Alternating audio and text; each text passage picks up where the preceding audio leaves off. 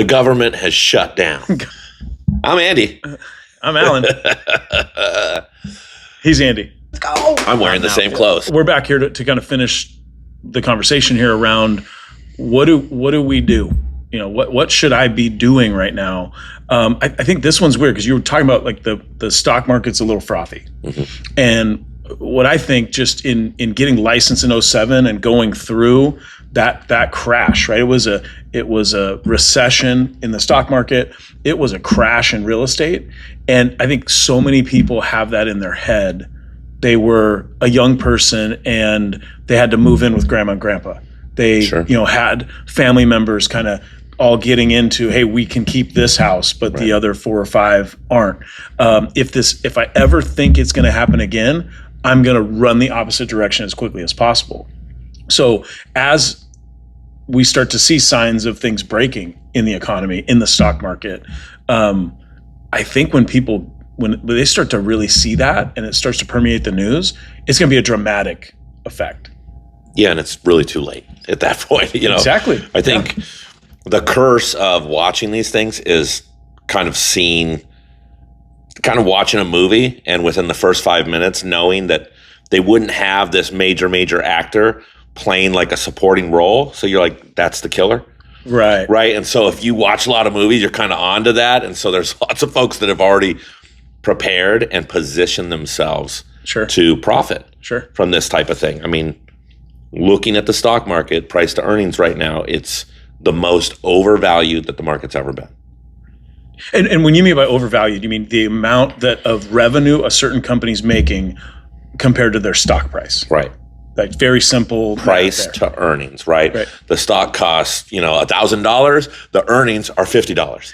You're like, that doesn't make any sense. Why would I buy? Why would I spend my $1,000 to make $50? It's going to be more later, and they're coming out with something new down the road. I want to get in early. I don't want to miss out. And that's exactly right.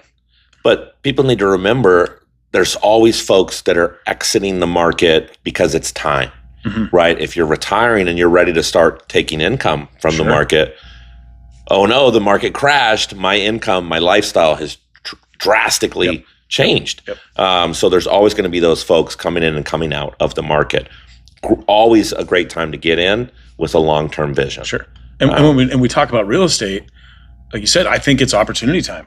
Sure. And I believe that there's a lot of pent-up demand in the marketplace that's affected by affordability. Absolutely. And it was interesting, even over the last month, we've noticed an uptick because they started talking about the Fed rate cut. Yeah. So then mortgage applications went up. Then they did the rate cut, and we saw offers come in on listings that had sat dormant for weeks. Right. Without really any interest, and all of a sudden. So that tells me that there's a bunch of people going, maybe now is good. Well, it speaks to the amount of influence that media is having on folks too. It's crazy. Right? There's an old saying regarding trading, it's buy the rumor, sell the news. Mm-hmm. And that's typically what we see. We see it with mortgage rates because everyone thinks a rate cut's coming, right? Because they're watching. Yeah. And so mortgage rates come down. Before. Uh-huh. Then the Fed announces, mortgage rates go up. Yeah. Right. So there's a delay. And we saw last month when they finally said, we're going to reduce the federal funds rate. We saw folks say, oh my God, let me go out and apply for a mortgage. Mortgage starts were up, the best they've been in the last 3 years. Yeah. Now we're seeing a month later, those folks are, I found the property, I'm ready to move forward. And I think it helps that sellers have kind of had some time to come to grips with. There's been a convergence. Yeah, that gap between expectation of buyer and expectation of seller has narrowed, and so we're seeing some more deals in that area. I think that continues. Yeah, and I'm glad we're recording this because I always said like late 2025 is going to be the best time for somebody to get into the market. And I think that pushes into next year. Yeah, I mean, I think we've got a little bit more to run out on this bull run because the way the stock market's weighted, really these 7 massive companies that are leveraged towards AI are carrying the brunt of that. So when you see stock markets at all-time high, it's really talking about 7 companies. It's not talking about mom and pop shops that are, under 100 million. So some interesting things happening. I think if you're paying attention right now, well, that's really one of the only market sectors that's expanding rapidly.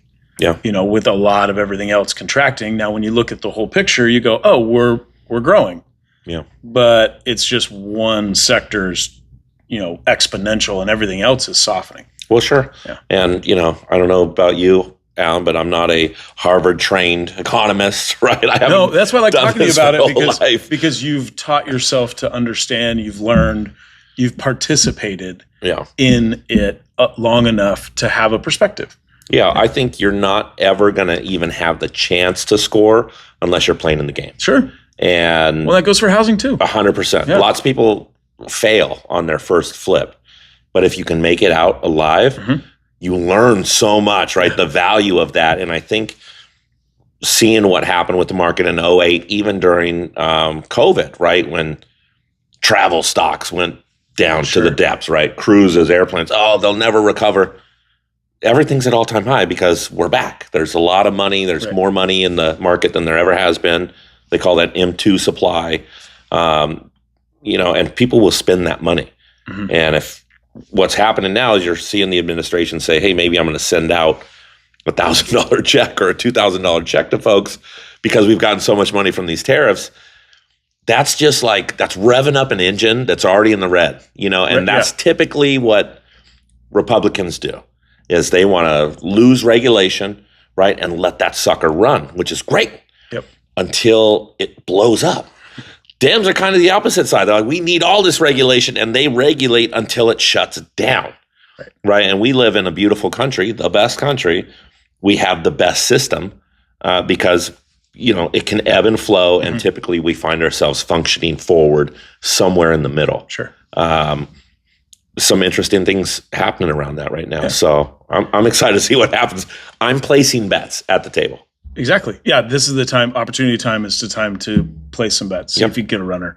And I always like talking to you about it. Normally we're talking about real estate and contracts and how to grow our business. Yeah. And it's also a big part of that is being investment minded, not only in our business, but also with our personal finances. Sure. So I think, sales is an interesting thing where you get in this habit of going out and just, I can solve any problem with more. And that's kind of level one, right? You've got to get some income into the machine, right? That's level one. Level two is, can we manage that? Can we mitigate our costs, right? So we're more efficient. That's where you really start to squeeze out profit over time. And I think that should be the mindset across every kind of financial endeavor. And it's fun to use real estate and talk to real estate folks around that because it's typically not common. We don't see a lot of retiring agents where I've been, paying into my 401k and I've got it all planned out.